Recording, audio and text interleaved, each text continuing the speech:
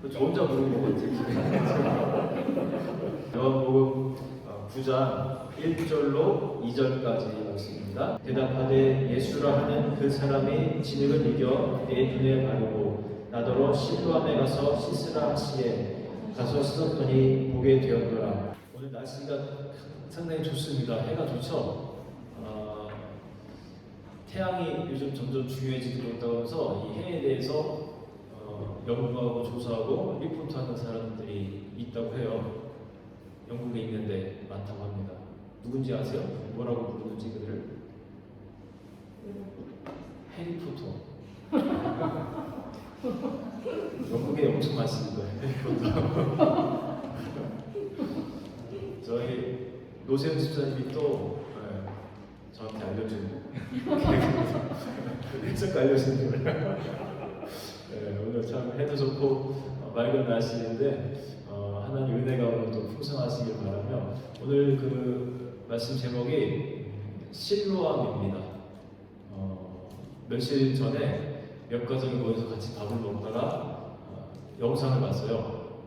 그게 군대 신병교육대 기지교회 영상인데 그 군인들이 실로암 찬양을 하는 모습을 봤습니다. 야, 진짜 놀랍더라고요. 그런 세상이 있나 할 정도로 분간지 이게 찬양인지 분간이 안 갈 정도로 막 그냥 그러니까 그 안에는 안 믿는 사람들이 더 많을 텐데 광신자가 다 되는 듯한 느낌이 들었어요. 진짜 파도 타기 하며 막 낮은 포곡을 하면서 찬양하는 친구들도 있고 막 떼굴떼굴 구르고 근데 좋았습니다. 젊은이들의 그 패기와 그 뭔가 그 신앙이 있는지 없는지 모르겠지만 그 뭔가를 향해서 그 막 찬양하고 하는 그 모습이 그냥 참 좋아 보였어요. 그러면서 우리가 근데 가족들이 구지사님께 다음에 그 찬양 때 신랑을 좀 넣어주세요 했어요. 그리고 넣고 저도 이제 왠지 실로암에 대해서 설교를 하고 싶은 마음이 생기더라고요. 그래서 며칠 전부터 이제 실로암 연구를 하면서 오늘 이렇게 설교를 준비했습니다. 자, 사진 한번 보여주셔도 좋을 것 같아요. 이렇게 생겼습니다. 실로암이.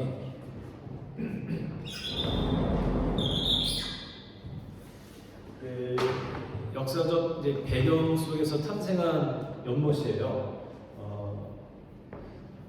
그 아시리아라는 나라와 전쟁할 때인데 전쟁을 하게 되면 물이 굉장히 귀합니다. 그 예루살렘 그 시티 안에 이제 제대로 된 어떤 못이 없으니까 그 연못을 이제 만든 거예요. 바깥에 물 근원지가 기온샘이라는 것입니다. 약 636m가 되는 높이에 있는 그 기온샘으로부터 물을 끌어들인 거예요. 그리고 그 예루살렘 시티 안에 실로암이라는 이제 못이 만들어졌는데 해발 636m입니다. 그러니까 2m 한 요만큼 되는 그 단차를 이용해서 물을 끌어들인 거예요. 히스기야 왕의 일인데 그 총 길이가 535m인데 그 암석의 그 땅들을 다 파가지고 이렇게 하고 그 기온샘은 이제 완전히 막아버린 겁니다. 오염을 시키지 못하도록. 요 기온샘의 별칭은 어울리지 않게 처녀샘이에요. 우리나라 사람들한테는 반대죠. 기온자. 근데 여기 처녀샘이라고 부르는 겁니다. 이렇게 해서 실로암이 탄생하게 되는데 이 실로암의 뜻이 뭐냐면 요한이 자세히 또 설명을 해줍니다. 실로아흐라는 그 히브리어를 이 헬라어 성경에다가 가로치고 넣은 거예요. 이 실로아흐의 뜻은 보내다, 보냄을 혹은 보냄을 받다라는 뜻입니다라고 헬라어 성경을 보는 사람 독자들에게 배려를 한 건데 굳이 설명을 넣은 그 독자의 의도가 충분히 있어요. 사실 이 물 자체가 보내진 거기 때문에 이제 실로암이라는 이름이 붙여진 거긴 한데 그 기온샘으로부터 그런데 여기에는 그 요한의 아주 요한이 아주 참 영성 깊고 그런 사람이었거든요. 그 사람이 보냄을 받은 예수 그리스도께서는 우리에게 보내진 분이다. 하나님께서 우리에게 보내진 분이다. 우리에게 이 물은 생명수와 같은 것인데 그 예수 그리스도는 우리에게 생명수와 같은 분이다. 이런 의미를 담고 있습니다. 그리고 오늘 본문에서도 그 소경이 등장하잖아요. 이 소경이 또 이 실로암으로 보냄을 받습니다.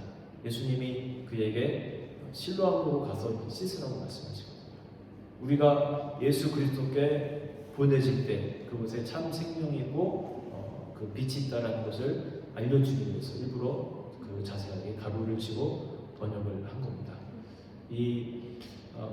우리가 참 기쁘게 찬양을 했지만 사실 의미를 모르고 찬양하는 경우도 많은데 제가 그 군대 교회 가서 설교를 좀 하고 싶어요. 실로암에 이러한 또 깊은 뜻이 있다는 것을 오늘 이 본문 12구절로 된 본문을 쭉 보면서 많은 배울거리들이 이 안에 있습니다. 하나씩 한번 살펴보겠습니다.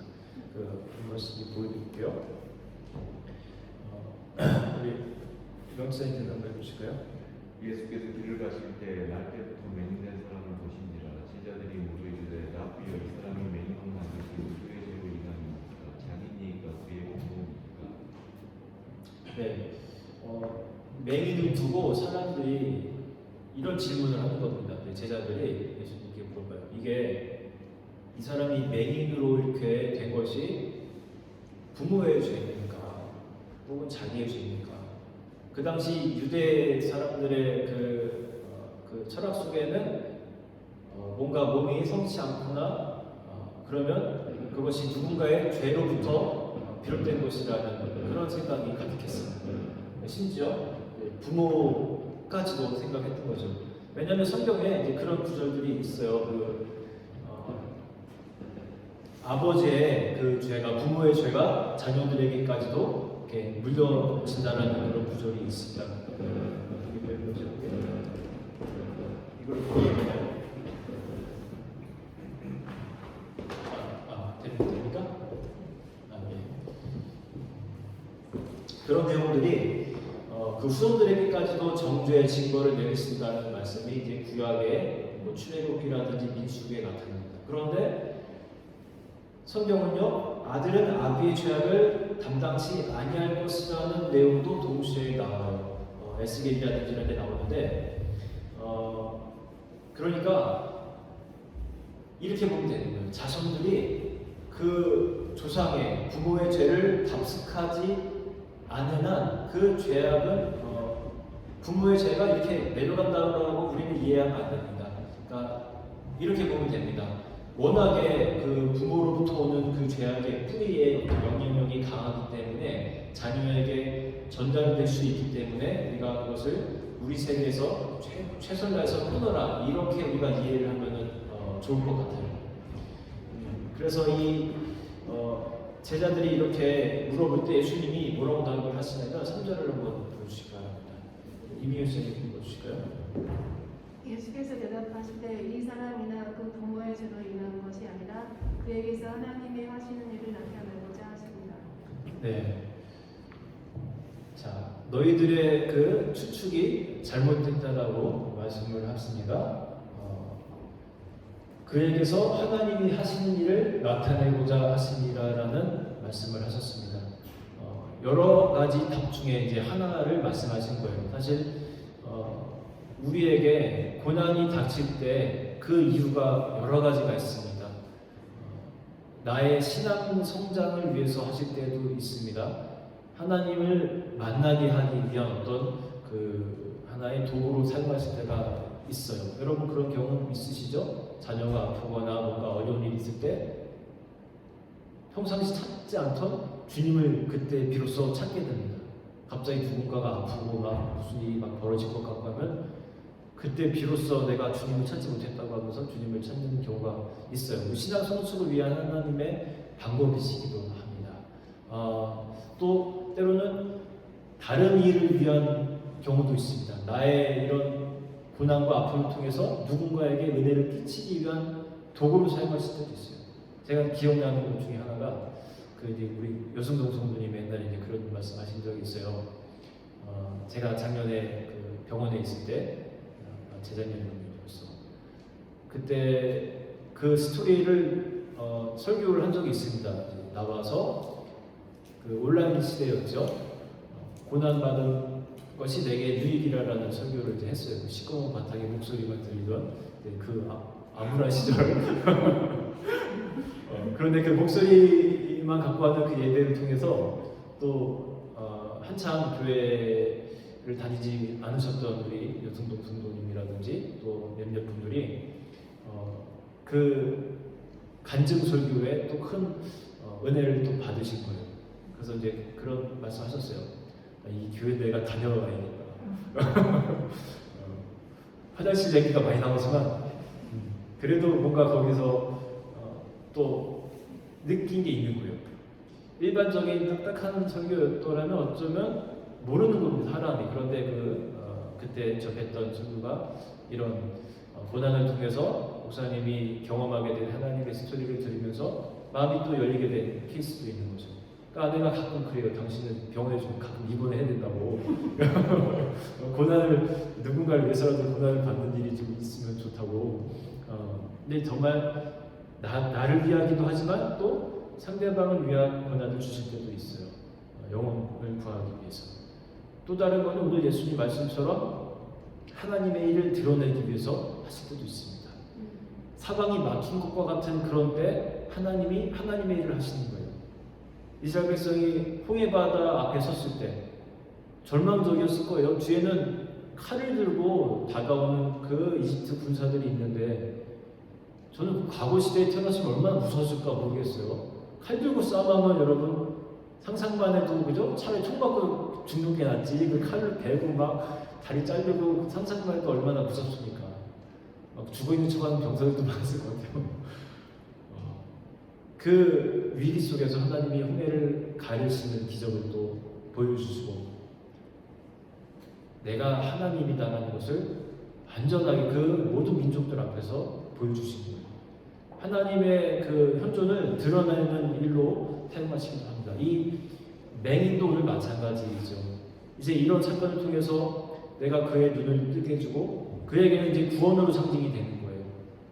내가 구원자라는 것, 하나님의 아들이라는 것을 이를 통해서 드러내기 위해서 이렇게 된 것이다라는 말씀을 하신 겁니다.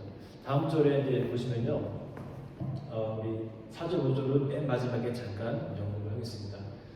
이 말씀을 하시고 땅에 침을 뱉어 진흙을 이겨 그의 눈에 바르시고 이를 치료하는 과정인데 재혼을 해보세요. 뭐 이미지 재혼을 한번 해보세요. 어떻게 해요?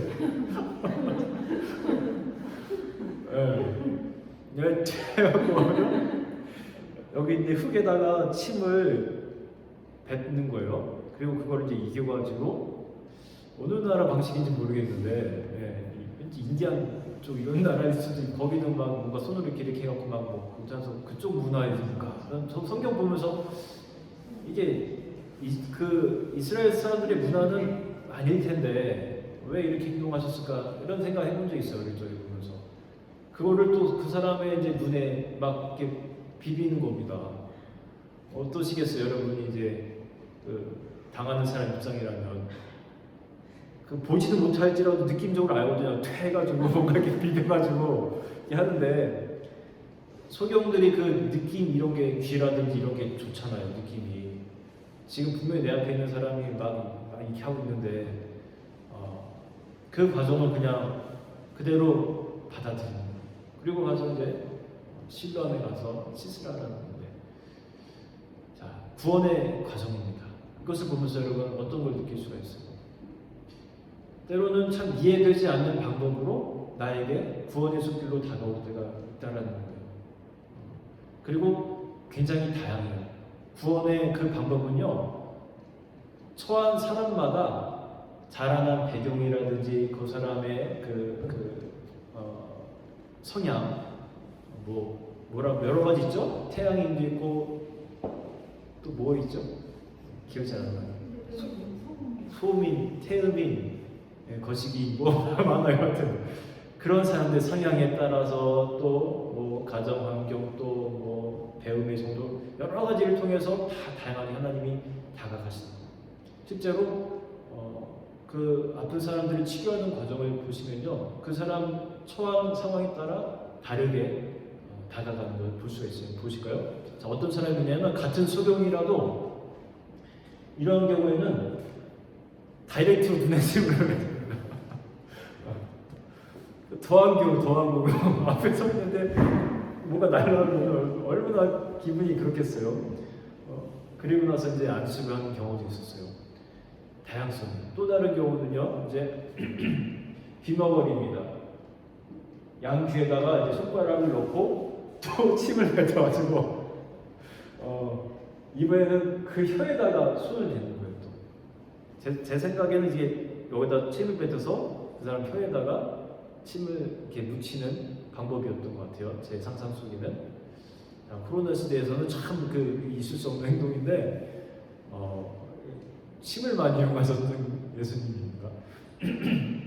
문둥병자는 몸에 직접 손을 댑니다.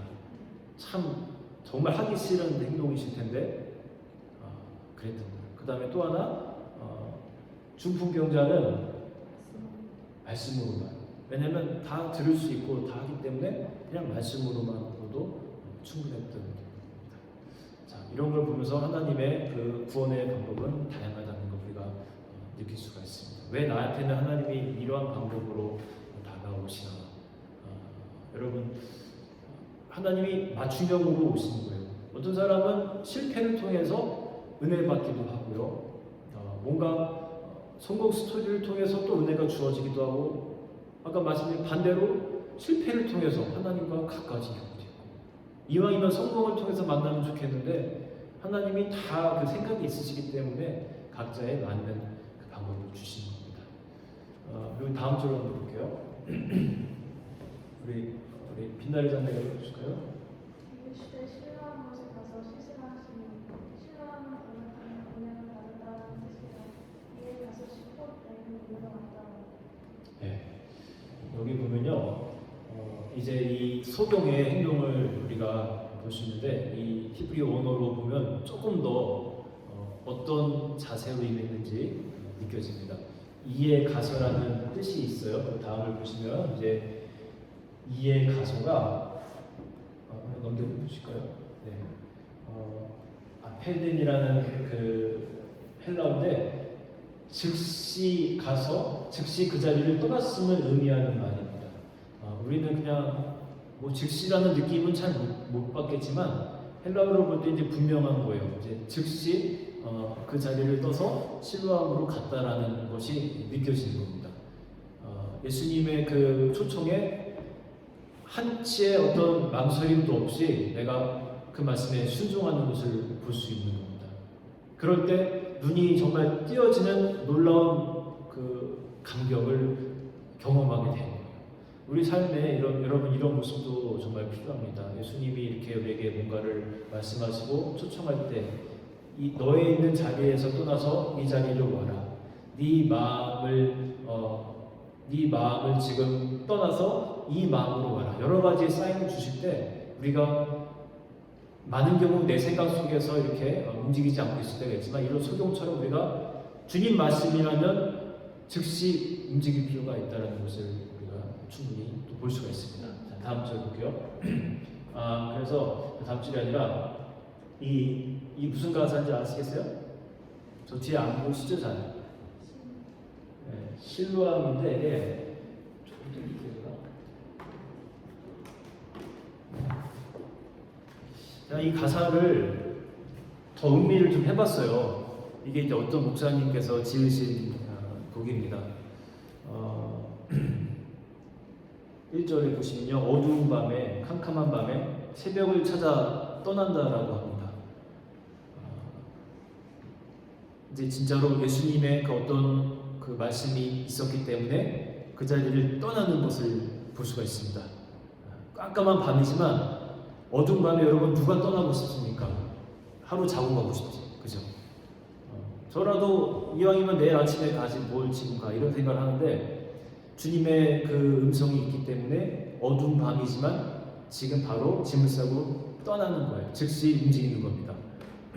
근데 종이 울리고 닭이 울어도 내 눈에는 오직 밤이었어. 아직 내가 뭔가가 있을 것 같은데 아직은 밤이에요. 이런 경우가 있어요. 주님 말씀을 내 순종하면 당장 빛이 나고 뭔가 변화가 있겠지. 그런데 여전히 이 목사님의 이런 과사처럼 여전히 내 눈에는 이제 밤이었다는 겁니다. 종이 울리고 닭이 울리면 이제 새벽 그 교회 4시 되면 맨날 쳤거든요. 그러면 이제 뭔가 좀 밝아져야 되는데 아직도 깜깜한 겁니다. 자, 2절에 보면 우리가 처음 만난 그때는 차가운 새벽이었어. 제 생각에 나이트에서 만나는 걸 이런 걸 이렇게 저기 얘기하는 것 같아요. 젊은이들이 막 그리고 새벽 이슬 맞으면서 그 막 이렇게 돌아다니고 막 그러잖아요. 세상 사람들이 그런 이제 어둠의 이제 그런 사람들로 살다가 자 이제 당신 눈 속에 그리스도의 그 눈 속에 여명 그 사전적으로 보면요 이제 아침이 다가오면서 그러니까 새벽과 아침의 그 중간쯤입니다. 그 새벽에서 아침으로 변화되는 그 시점에 느껴지는 빛을 여명이라고 합니다. 그러니까 조금 더 새벽보다는 더 희망이 있는 때를 여명의 시간이라고 하는 거예요.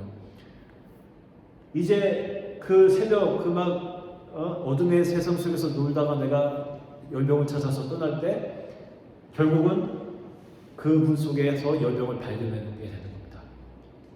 작가의 의도와는 다르게 제가 막 설명하는 것일 수도 있어요. 네, 이제 뭐라 할 수도 있습니다. 그게 아니라고. 어쨌든 제가 느낀 이제 시를 분석하는 마음으로 이제 해봤습니다. 그럴 때 결국은 이 사람이 발견합니다. 오 주여 당신께 감사합니다. 실로암 그 구원의 물을 내게 주심을 이제 감사합니다. 너무나 감사합니다. 내가 이 밤에 당신을 향해서 떠났는데 결국은 내가 이 실로암 이 물을 만났습니다. 이 찬양을 해야겠다, 그죠? 한번 하고 지나가겠습니다. 네, 저기 부탁을 할게요.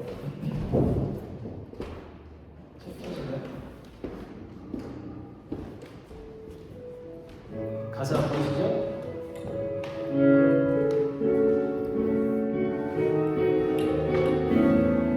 박수 치면서 진행할게요.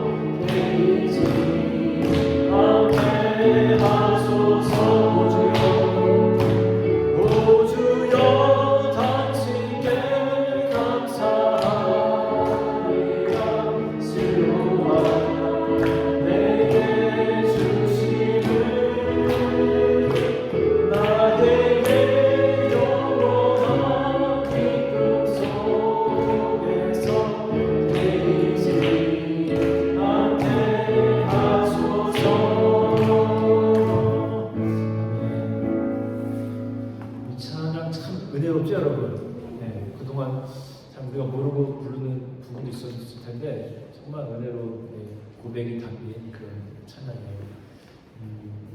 다음 절로 한번 볼게요. 자, 우리 누가 여기 홍진 시장님 보실까요? 이웃 사람들과 전에 그가 거리를 걸을 것을 보았던 사람들이 이르되 이는 앉아서 구걸하던 자가 아니냐. 어떤 사람은 그 사람이라 하면 어떤 사람은 아니라 그와 비슷하다 하거늘 자기 말은 내가 그라하니. 네. 자, 이제 주변 사람들이 이 사람이 그가 맞냐 이제 궁금한 거예요. 눈도 이제 떠졌으니까 조금 달라 보이겠죠. 전 눈이 옛날에 훨씬 작았거든요. 어릴 때. 근데 크면서 되게 커졌어요. 은혜 받으니까 눈이 엄청 커졌어요. 초등학교 때 사진 보면 이렇게 신락같이 이렇게 있는데 기도하고 은혜 받으니까 눈이 커져가지고 아주 참다운 교육부가 됐습니다. 이 사람들 눈이 떠지니까 뭐 그런 면도 있고 막 갑자기 걸어다니고 걸어다니는 게 아니라 거림이었던 사람이 안진뱅이 아니었습니까? 갑자기 멀쩡해 보이니까 맞냐 아니다 기다 막 그러는 거예요. 웅성웅성합니다. 그러자 본인이 얘기를 합니다. 내가 그라 속 시원하게 말해보죠. 내가 그라 한편으로는 말하고 싶지 않았을 수도 있습니다. 내가 옛날에 그런 사람이었다. 눈 먼 사람이고 그냥 구걸하던 사람이었다. 그런데 그냥 얘기를 하는 겁니다. 여기서 우리가 또 배울 수 있는 부분이 있어요. 예수 그리스도의 은혜를 내가 체험하기 전에 나의 모습에 대해서 내가 솔직하게 고백할 수도 있고요. 그 변화된 내 모습, 현재 나의 모습에 대해서 말할 수 있어야 됩니다. 내가 이렇게 된 것은 주님의 은혜 때문에 이렇게 변했습니다. 옛날에는 내가 이런 사람이었어요. 제 그 돌리시 우리 그 한글학교에서 같이 간 청소하러 간 적 있잖아요. 이렇게 깨끗한 돌리시 그 바닷가를 저 생전 처음 봤습니다. 이렇게 깨끗한 바다가 있나. 그런데 그 쓰레기를 줍는 그 시간 동안 제가 제일 큰 쓰레기를 발견한 게 있어요. 아내에게 말했습니다. 제일 큰 쓰레기가 나더라. 네. 그런 느낌이 그날 들었어요. 쓰레기를 주는데 야 세상이 이렇게 깨끗하구나. 그런데 내가 제일 큰 쓰레기구나. 나의 모습, 그리스도를 만나기 이전의 모습에 대해서 여러분 솔직하게 하나님 앞에 고백하고 사람들 앞에 고백하고 내가 이런 사람입니다. 이런 자를 갖고 있는 사람입니다. 많이 못났습니다. 그런데 주님을 만나서 그래도 이렇게 변했습니다. 많이 변하면 좋겠지만 그래도 조금이라도 이렇게 변했습니다. 라는 고백을 할 수 있는 그런 모습이 있어요. 그 다음 구절도 보여줄게요. 이제 10절을 먼저 볼게요. 이제 하나씩 보겠습니다. 그들이 묻되 그러면 내 눈이 어떻게 떠졌느냐. 사람들의 관심이 바뀌기 시작합니다. 처음에는 그랬어요. 이 사람이 이렇게 태어난 것이 이 사람의 죄냐 부모의 죄냐 관심사가 그거였습니다. 그러더니 좀 있다가는 이 사람이 그 사람이 맞냐 그 맹인이고 구걸하던 사람이 맞냐 그러면서 관심이 이제는 어떻게 그 눈이 어떻게 떠졌느냐로 바뀌게 됩니다. 사람들의 관심이 이제는 이것을 행한 그 주체로 바뀌게 되는 거예요. 우리들의 삶이 그래야 됩니다. 우리가 신앙생활을 하고 이렇게 교회 안에서 살아가는 모습들이 내가 주체가 되는 것이 아니라 나의 삶을 통해서 특별히 변화되는 나의 삶을 통해서 그분이 드러나기 시작해야 돼요. 사람들의 관심이 혹시 나에게 있었다면 이제 그 관심이 변화된 나를 보면서 저 사람을 변화시킨 저 주체가 도대체 뭐냐 그 능력이 뭐냐로 바뀌어 가야 됩니다. 우리들의 옛 모습들을 여러분 얼마나 참 부끄러운 고백들이 많잖아요. 저도 저 부끄러운 거 되게 많아요. 하나 더 할까요? 이건 설교문에 없는 내용인데 중학교 2학년 때인가 뭐 3학년 때인가 고무렵인데 그때는 세상이 지금과 많이 달랐습니다. 학교에서 서양 잡지가 돌았어요. 야, 그 서양 잡지가 제 차례가 됐어요. 친절하게도 돌려가면서 이렇게 돌아갔어요. 되게 착했어요, 친구들이. 그거 막 서로 쉐어했어요. 제 차례가 돼서 집에 와서 그때 제 침대에 할머니랑 같이 쓰는 침대가 있었는데 할머니가 쓰시다가 저를 줬어요. 그 침대 그 시트 맨 밑에 시트 까는 시트 있잖아요. 그 밑에 깔아놨어요. 그러니까 전혀 모르게. 그런데 이틀 후인가 집에 오니까 이불이랑 시트랑 걷어져 있는 거예요. 빤다고. 생전 안 빠시던 거를 빤다고 그걸 걷어 가셨는데, 근데 그 잡지는 그냥 놓여 있는 겁니다. 어머니가 안 보셨을 리가 없죠, 그죠? 예. 근데 고스란히 있는 걸 보면서 별의별 생각이 납니다. 참 창피하고, 근데 왜 나한테 아무 말씀도 안 하시지? 그러면서 참 말씀 안 하시니까 그냥 고맙더라고요. 그러면서 그냥 바로 반납을 하고 그랬던 기억도 있고, 저 이제 부족한 모습들 보는데 이거는 뭐 모든 남자들에게 있는 공통점이에요. 사실 부족하다라는 게 아니라 그런 모습도 있는데, 이렇게 우리가 점점 그리스도를 만나고 인해서 뭐가 됐든 간에 하나의 그냥 조만한 그냥 웃기는 예지만 내가 주님을 만나고 변화되는 모습을 통해서 그분이 드러나게 된다는 거, 그래 된다는 겁니다. 아니 여기 계속 잠깐 봐야 됩니다.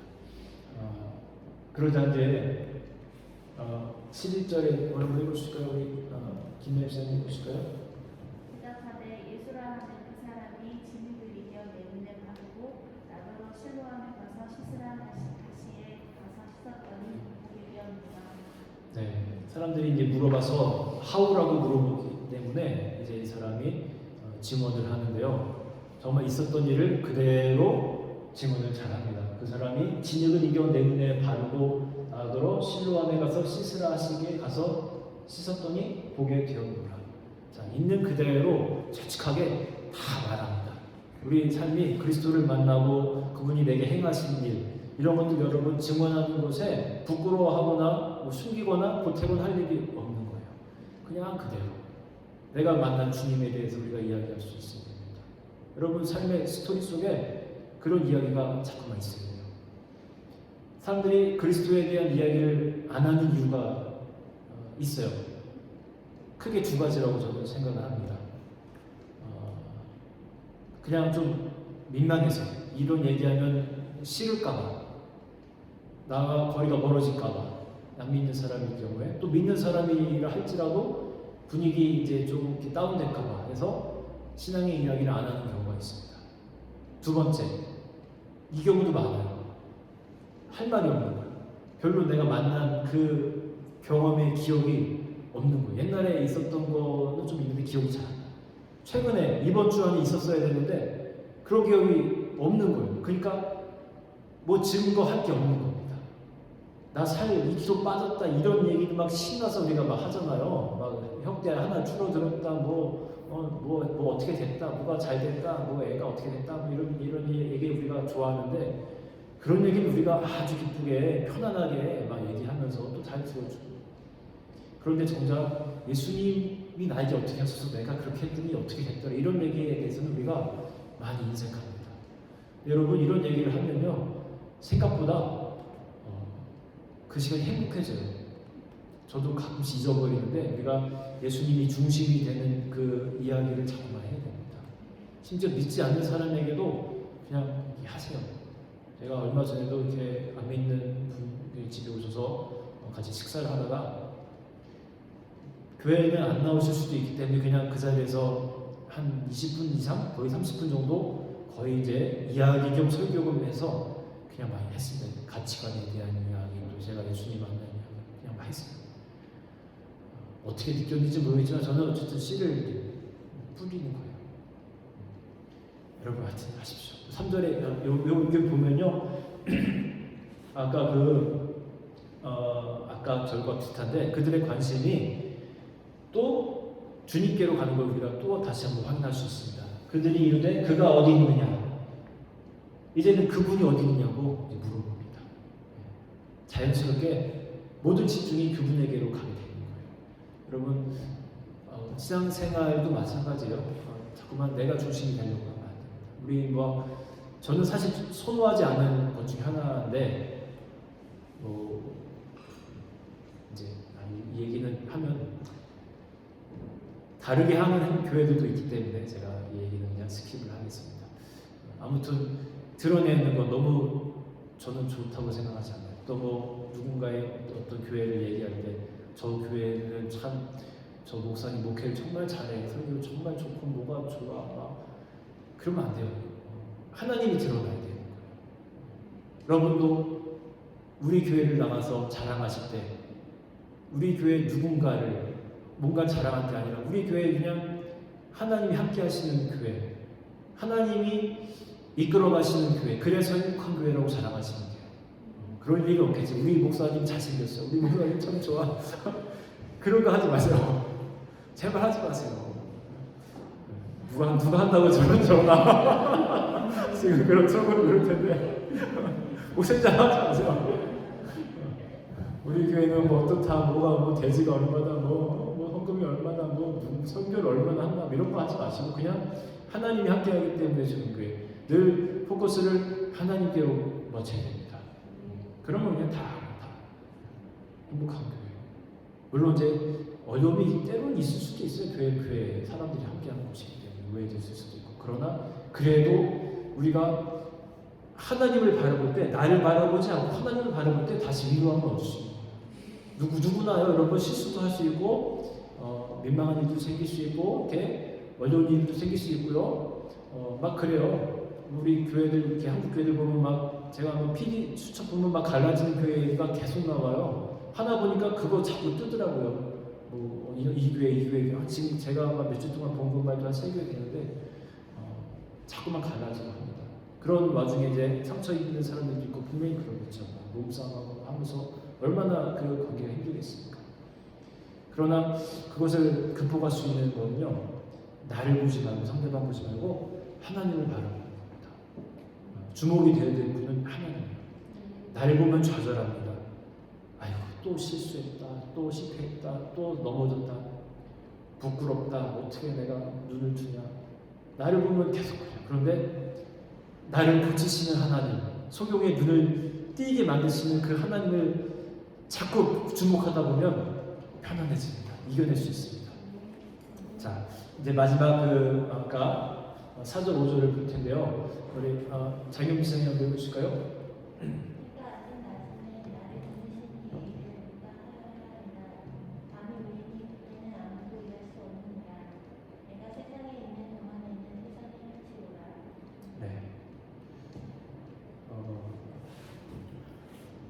이제 곧 밤이 온다라는 그 말씀을 하십니다. 이 문맥상으로는 이제 곧 십자가를 지신다는 뜻인데, 물론 이제 사흘 만에 부활하셔서 다시 빛이 우리에게 왔지만 빛이 있는 동안에, 눈을 뜨고 있는 동안에 이를 우리가 이제 열심히 해야 된다는 그런 의미를 주시는 겁니다.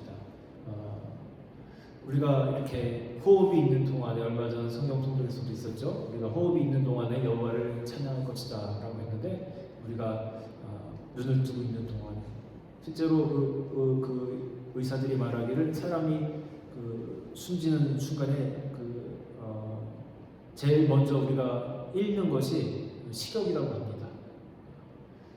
우리가 눈 뜨고 있는 동안에, 하나님과 함께하는 동안에, 빛을 보고 있는 동안에 하나님이 내게 또 주신 나에게 맞는 그 일, 이 공동체 내에서, 또 내가 나가서 또 만나는 공동체 내에서 하나님의 어떤 사랑으로 그렇게 증거하는 사람으로 살아가면 좋겠습니다. 그런 축복이 우리 모두에게 있기를 주의 이름으로 축원합니다.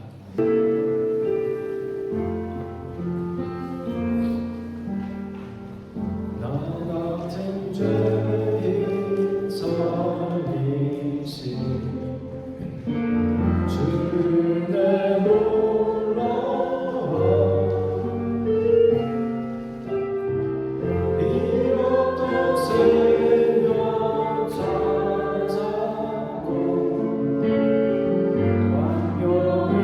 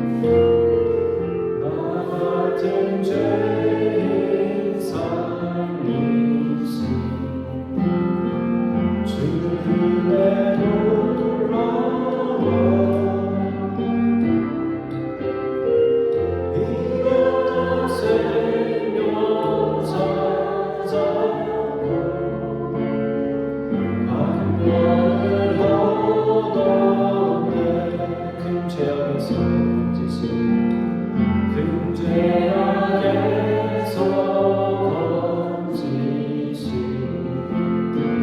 주의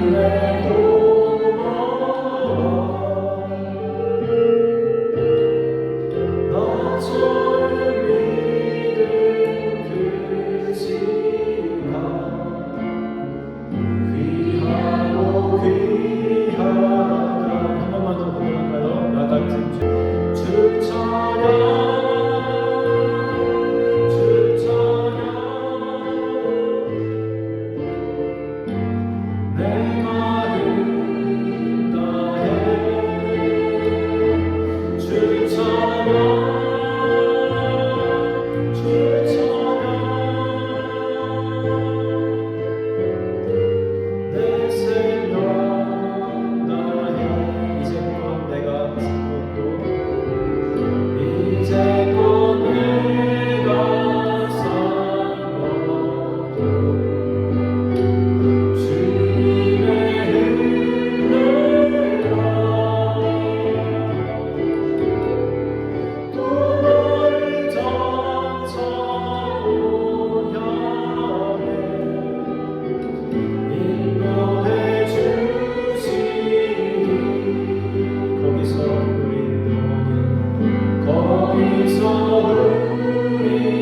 영원히 주님의 은혜로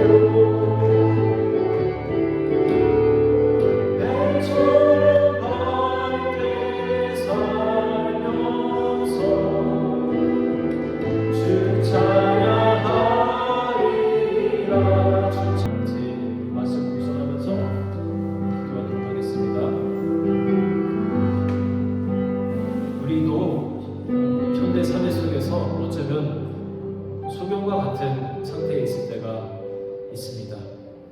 사실 맞습니다. 우리가 영적인 눈이 감겨 있고 주님을 바라보지 못하고 그냥 세상의 것들을 바라보고 나 자신을 바라보고 그렇게 살 때가 많습니다.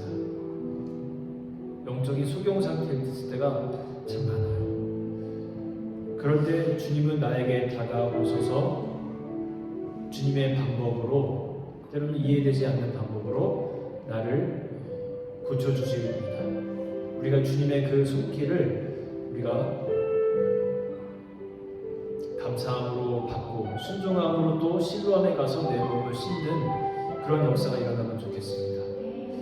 오늘 여러 가지 그 주제들이 이 본문 속에 담겨 있었는데 오늘 나에게 주신 그 말씀 그 무엇 하나라도 붙잡고 이 시간 같이 기도하도록 하겠습니다. 하나님, 오늘도 이 말씀을 통해서 우리들에게 말씀해 주신 은혜를 감사드립니다. 주님,